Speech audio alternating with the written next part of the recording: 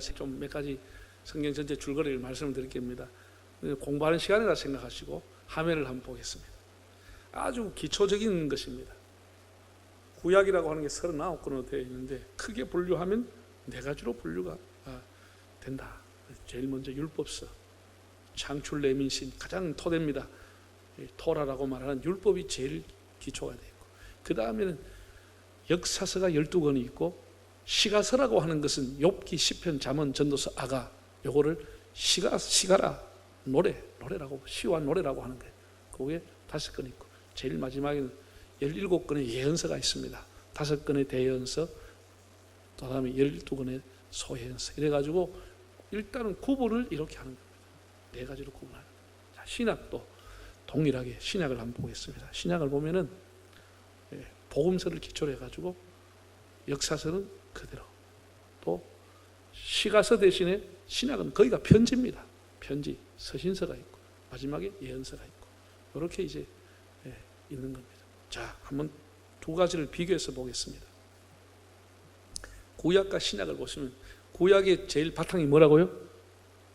율법이죠. 신약은 바탕이 율법이라고, 복음이라고 합니다. 율법과 복음, 구약과 신약. 역사서는 똑같이 있습니다. 여러분, 역사라고 하는 것은 구약 성경은 12권이 있습니다.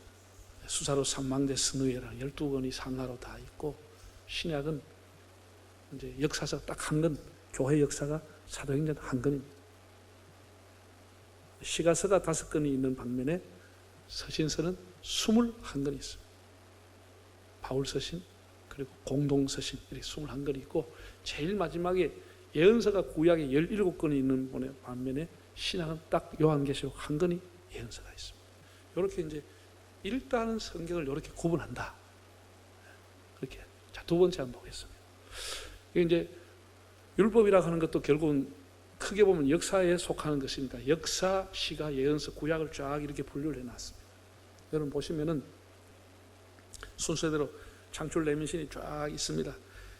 자, 여기에 도표를 보시면 이제 시편, 잠언, 전도서, 아가는 거의 다윗과 솔로몬 시대에 집중되어 있습니다.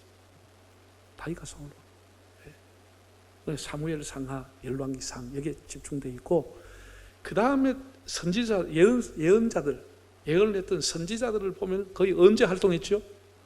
거의 왕조 시대 때 활동한 사람들. 뭐 아브라함이 때, 여호수아 때, 이럴 때는 거의 선지자가 활동하지 않았습니다. 99.9%가 선지자가 언제 활동하느냐? 남북 왕조 시대에 활동을 합니다. 그래서 다 열왕기 상하에 다 모여 있습니다. 이해가 되시죠?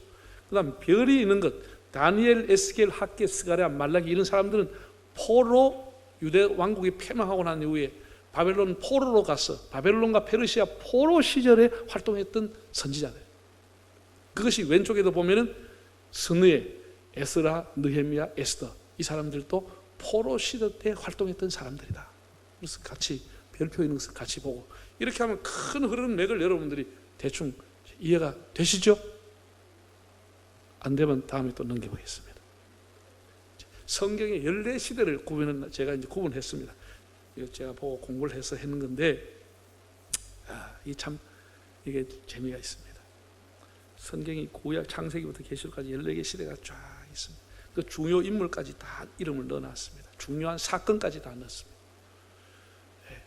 한번 따라하겠습니다. 창족 출정사.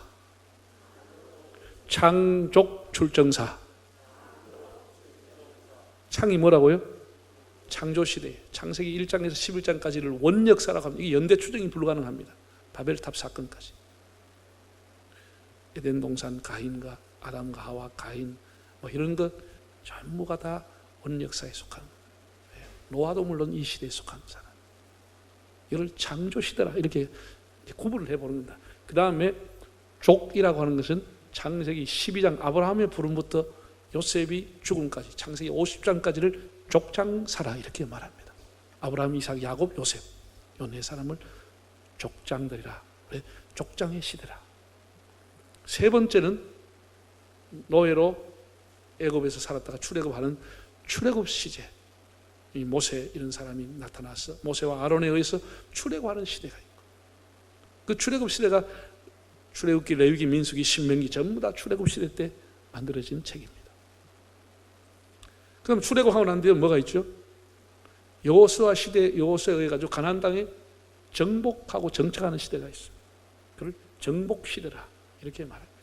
당연히 여호수아가 나오죠. 갈렙이 나오죠. 네, 그 다음에 정복하고 난 이후에 거기에 정착하면서 350년 동안 왕이 나기 전에 사사라고 하는 사람이 통치를 했습니다. 그걸 사사시대라고 얘기해요. 사사시대. 이렇게 해가지고 사울이 왕이 되기 전까지 이 5가지 시대 따라하겠습니다. 창족 출정사. 다음 주에 시험 칠지 모르겠습니다. 맞으면 스타벅스 혹은 커피 한 잔씩 줄 수도 있습니다. 5시대가 딱. 요 가면 대충은 이제 흐름을 아시겠죠? 성경을 조금 이제 교회 떠나든 읽어본 사람은 대충 흐름만 알면 되는 겁니다. 그 안에 중요한 인물들 다 나오고. 자, 그 다음 2번째. 6번째부터 이제 조금 복잡한데 알면은 간단합니다. 이것도 간단한데 통분잠포귀 한번 따라하겠습니다. 통분잠포귀. 통하는 것은 통일왕국시대. 통일왕국. 통일왕국이라는 게 첫 번째 왕이었던 사울 40년 왕, 다윗이 40년 왕, 솔로몬이 40년, 묘하게 40년씩 세 분이 통일왕국을 다스려 남북이 분열되기 전에 왕을 했습니다. 요게 120년간을 통일왕국시대라 이렇게 부릅니다. 통일왕국시대. 이때는 이스라엘이라는 단어 혹은 에브라임이라는 단어, 유다라는 단어도 동일한 통일왕국시대를 의미하는 단어다 이렇게 보시고 성경을 읽으면 됩니다. 솔로몬의 아들인 르호보암이라고 하는 사람이 왕이 됐을 때, 남쪽 유다입니다. 왕이 됐을 때 남북이 분열이 되는 겁니다. 산발선이 꺼지는 거예요.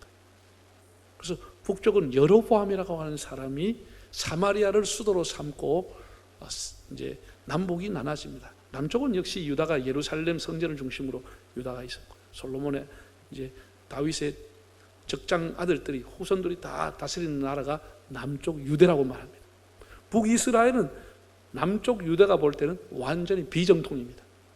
왕송이는 아니죠. 유다 지파도 아니고요. 이런 사람들이 주전 721년까지 아수르에 멸망할 때까지 여로보암에서부터 호세아 19대 왕인 호세아 때까지 북쪽을 다스렸는데 하나같이 다 악한 왕이었어요. 이 악하다고 하는 의미는 하나님을 불신하는 사람이었어요.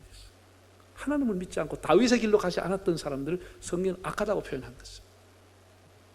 그게 아합이라는 유명한 사람도 아합 이세벨이 북쪽에 있었죠. 그게 주전 721년까지를 남북 분열 사회였어요. 분열 왕국이었어요. 그 북쪽이 아수르에 의해서 패망하고 난 이후에 남쪽 히스기야부터 계속해서 왕이 내려오다가 시드기야라고 하는 사람에 의해서 주전 586년에 유다 왕국이 패망을 합니다. 130년간을 잔존 왕국 시대라. 남쪽 유대만 잔존해 있다. 그런 의미를 갖고 있습니다. 이때 이제 남쪽 유다, 북이스라엘 이렇게 구별이 돼서 성경은 나옵니다. 이스라엘 가면 북쪽이고 유다 가면 남쪽을 얘기하는 거예요.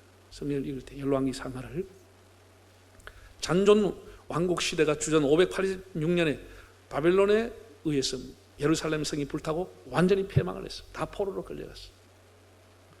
그리고 난 이후에 이제 포로에서 포로 생활을 보내게 되는 것이죠. 그때 활동했던 사람이 에스겔 선지자, 다니엘 이런 사람들이 이때 활동을 하게 되고 이제 이들이 다시 돌아옵니다. 돌아와서 성전을 지었던 것을 귀한 시대라고 합니다. 주전 516년에 스룹바벨이라는 사람이 돌아와서 두 번째 성전을 짓게 됩니다. 물론 이 귀한 시대라고 하는데 제가 이게 빨간 글씨를 써놨습니다. 예수님 오시기 전까지 팔레스타인의 주인이 누구였느냐, 서양 유럽을 제패했던 왕들이 누구냐, 이런 것을 빨간 글씨로 표현했는데 제일 처음에는 유대 왕국을 패망시켰던 신바벨로니아가 있었고 그 세력이 오래 가지 못한다. 100년을 채 못 가서 성경에는 바사 왕국에 의해서 무너진데 페르시아 제국에 의해서 무너집니다. 페르시아도 오래 가지 못하고 알렉산더가 만들었던 그리스라고 하는 나라에 의해서 또 당하게 됩니다. 그리스가 세상을 지배합니다. 그 알렉산더의 나라도 오래가지, 그 그리스가 오래가지 못하고 로마라고 하는 나라가 세계를 제패하게 됩니다. 예수님이 오실 때 바로 이렇게 로마가 팔레스타인을 통치하고 있을 때 예수님이 오신 것입니다. 그런 의미로 제가 빠른 것을 넣어놨고, 마카비라고 하는 사람이 마지막에 이제 한 100년 정도 독립운동을 성공했습니다. 유다지파 사람인데, 그래서 하스몬 왕가라고 하는 것을 만들긴 했지만 결국 오래 가지 못하고 로마에 의해서, 디토에 의해서 다 패망하고 마는 겁니다. 이런 이제 것을 여러분들이, 중간기라고 하는 것은 성경에는 전혀 나오지 않습니다. 성경에 뭐 알렉산더가 이름이 나오지 않죠. 그리고 로마의 디토라든지 이런 사람 이름 나오지는 않습니다. 않는데 성경에는 전혀 나오지 않은 400년, 이걸 이제 구약과 신약 사이에 중간에 있다, 중간기라고 하고, 또 하나님이 선지자를 보내지 않으셨다고 해서 침묵기라, 이렇게 신학자들이 얘기하기도 합니다. 이게 말라기 선지자 이후에 세례요한이 올 때까지 400년 동안 이런 침묵이 있는데, 그러면 그동안 세상은 어떻게 되느냐? 그것은 여러분들이 세계 역사를 펴놓고 보시면 됩니다. 세계 역사를 보면은 이제 우리나라는 그때는 거의 뭐 성경하고 대비할 연대가 거의 없습니다.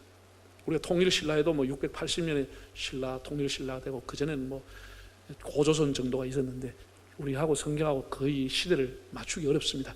중국의 역사를 보면은 이렇게 조금 중국이, 이때 중국은 어느 나라였구나, 대충 여러분이 짐작하게 되시겠죠. 이런 이제 역사를 보고, 그 다음 한번 보겠습니다. 이 중간기를 거치면서 나온 단어가, 구약에는 전혀 없던 게 신약에 나온 단어가 회당이라는 단어가 나옵니다. 성전이 무너져 버렸기 때문에 그들이 모여서 기도하고 하나님 말씀 배우는 것을 회당이라고 이름을 짓습니다. 바벨론 포로 기간에.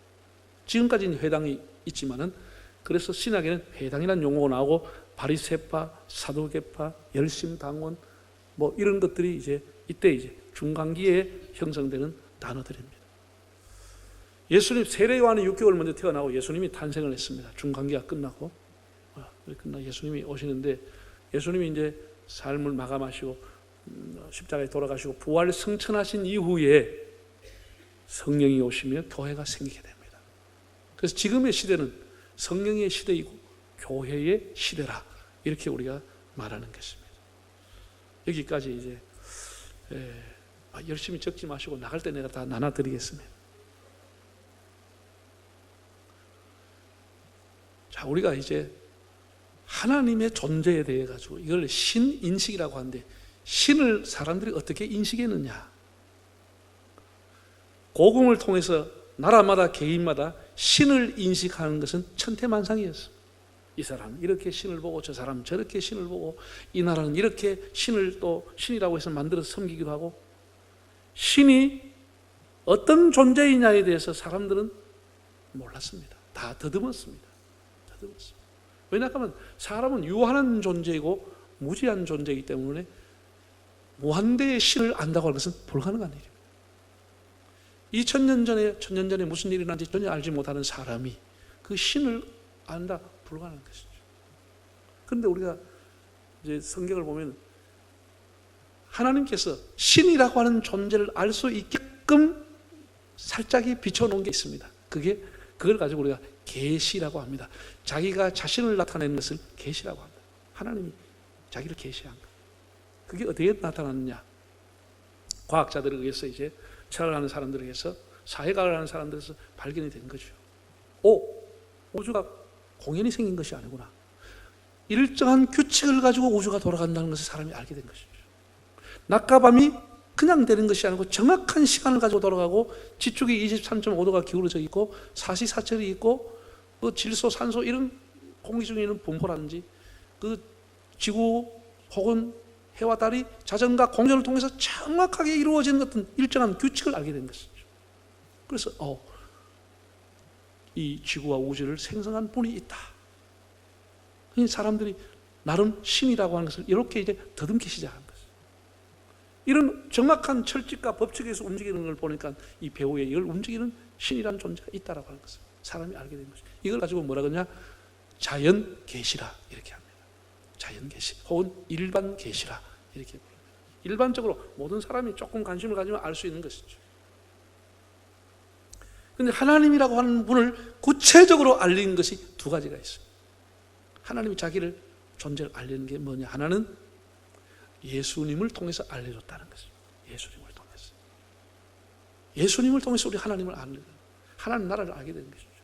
예수님이 뭐라 그랬어요? 나를 본 자는 아버지를 보았거나 나와 아버지는 하나이니라. 이렇게 예수님을 통해서 하나님이라고 하는 존재와 그 하나님이 어떤 분이라고 하는 것을 분명히 보여줬다는 것이죠. 이게 특별 계시라는 것이죠. 자연 계시가 아니고. 두 번째, 하나님의 존재를 특별히 밝혀준 게 뭐냐? 성경이라고 하는 것이죠. 이 지구촌 어디에 가도 하나님의 존재와 하나님 말씀이 없는데 성경만은 하나님의 존재를 명확하게 가르쳐주고 있다는 것이죠. 그래서 우리가 특별 계시는 두 가지가 있는데 하나는 뭐라고요? 예수님. 또 한 가지는 성경이라고. 하나님이 우리에게 준 선물입니다. 그래서 사람은 성경을 통하지 않고는 하나님을 알 수 있는 길이 없는 것입니다.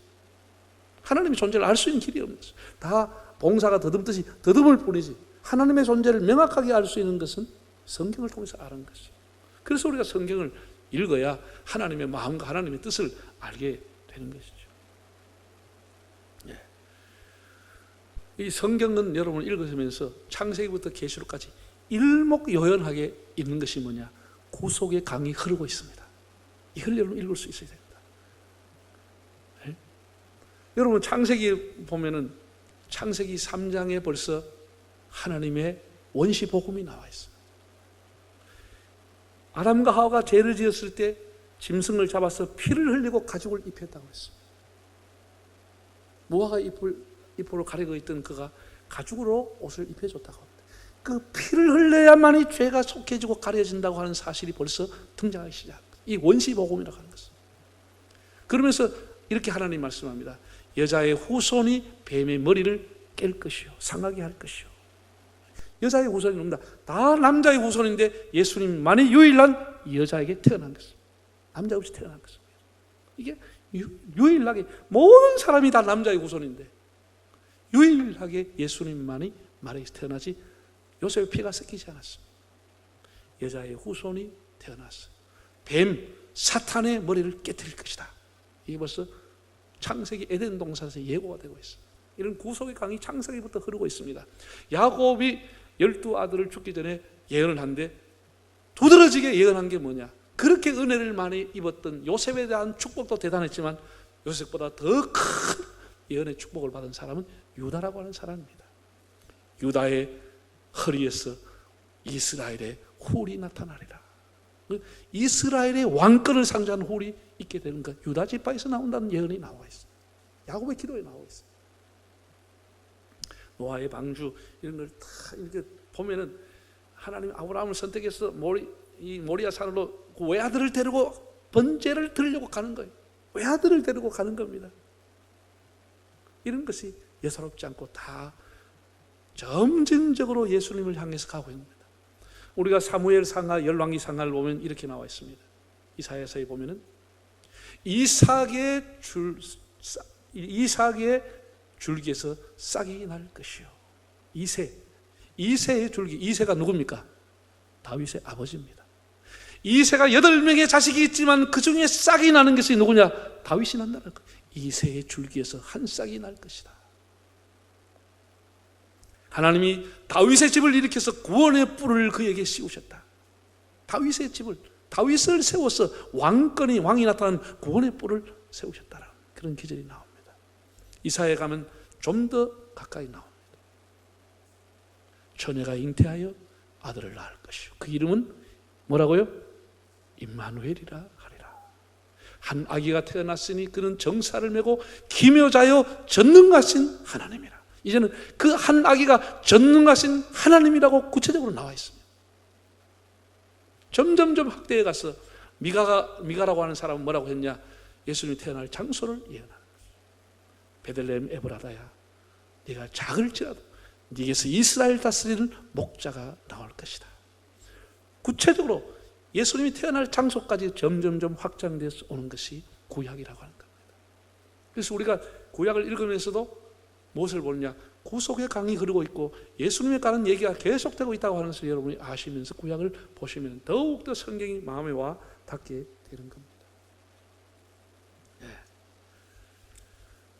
우리가 이제 어떤 사람은 그럽니다. 아, 이거 구약이라고 하면 이스라엘 역사인데 우리가 굳이 공부할 필요가 있느냐 그런 생각하는데 천만의 말씀입니다. 자, 오늘 모세가 설교한 것을 제가 본문으로 여러분에 소개했습니다. 5장 3절을 다시 한번 읽어보겠습니다. 이 언약은 여호와께서 우리 조상들과 세우신 것이 아니요 오늘 여기 살아있는 우리 곧 우리와 세우신 것이라. 자, 여러분 잘 들으세요. 모세가 광야 생활 40년 하는 동안에 40년 동안 이스라엘 출애굽했던 세대는 다 죽었습니다. 여호수아, 갈렙, 모세 세 사람만 남고 다 죽었습니다. 이제는 이 모압 평지에서 땅만 건너면 약속의 땅 가나안으로 가는 겁니다. 이 마지막으로 60만 장정들, 광야에 태어난 사람이 장정만 60만이라고 했습니다. 60만을 세안아 놓고 모세가 마지막 유언적인 설교하는 내용이 실려 있는 것이 신명기입니다. 모세 유언인 설교입니다. 크게 두 편의 설교가 실려져 있습니다. 모세가 광야에서 태어난 세대, 출애굽 세대는 다 죽었고 우리가 광야에 태어난 세대를 뭐라고 가르쳤냐면 만나 세대라 이렇게 부릅니다. 왜냐하면 그들은 어릴 때부터 만나를 먹고 자랐습니다.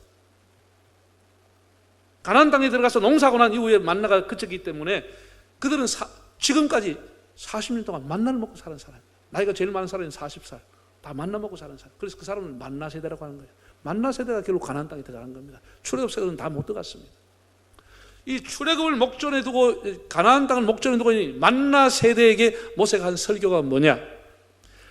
십계명이라는 모든 율법과 언약은 우리의 조상들이 하나님과 세운 것이 아니고 오늘 살아있는 우리와 하나님이 세운 언약이다.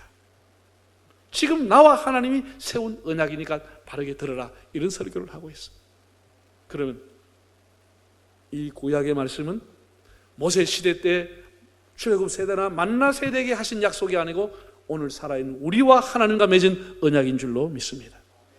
오늘 살아있는 우리와 하나님이 맺은 언약이기 때문에 나와 관계가 있는 것입니다. 이게 이스라엘 사람들 역사고 그 사람들이 맺은 언약이면 제3의 책이고 내가 아무 관계가 없는 것이죠. 그게 아니고 이것은 하나님과 지금 살아있는 나와 맺은 언약이라고 하는 사실, 이걸 깨닫고 여러분이 성경을 읽으셔야 됩니다. 자, 신명기 모세의 설교를 보면 5장, 6장, 7장, 10장 계속해서 나오는 설교가 뭐냐 이런 겁니다. 여러분 집에 가서 한번 읽어보면 너무나 재미있는데 이런 표현이 많습니다. 후일에 이 자손이 묻거든, 이런 표현이 계속 나옵니다. 후일에 너의 아들이 묻기를 아빠 유월절은 왜 지키는 겁니까? 물으면 이렇게 답을 하라. 아빠, 우리가 왜 이 추운데 광야에 가서 이 나무가지를 걸쳐가 텐트를 치고 일주일 보내야 됩니까? 후일에 네 자손이 물으면 이렇게 답을 해라. 우리가 왜 맛없는 딱딱한 빵을 먹고 왜 이 쓴 나물을 먹어야 됩니까? 후일에 네 자식이 물을 때 이렇게 대답을 해라. 이걸 가르쳐준 게 신명기입니다. 돌무더기가 쌓아 있는 것을 보고 이 돌이 무슨 의미가 있습니까? 후일에 네 자손이 이 돌이 무슨 의미뇨? 라고 물을 때 이렇게 답을 해라. 이 율법과 이 십계명과 이 제도는 누가 만든 것이며 왜 우리가 지켜야 됩니까? 후일에 네 자식이 물을 때 이렇게 답을 해라. 참 놀라운 얘기입니다. 하나님께서는 이 만나 세대에게 주신 사명이 뭐냐? 다음 세대에게 신앙을 전승하고 계승할 사명을 주신 것입니다. 늘어서 신앙이 끝나는 것이 아니고 후일에 너희 자녀가 물을 때 이렇게 답을 해주라고, 이렇게 분명하게 모세가 가르쳐 주었습니다.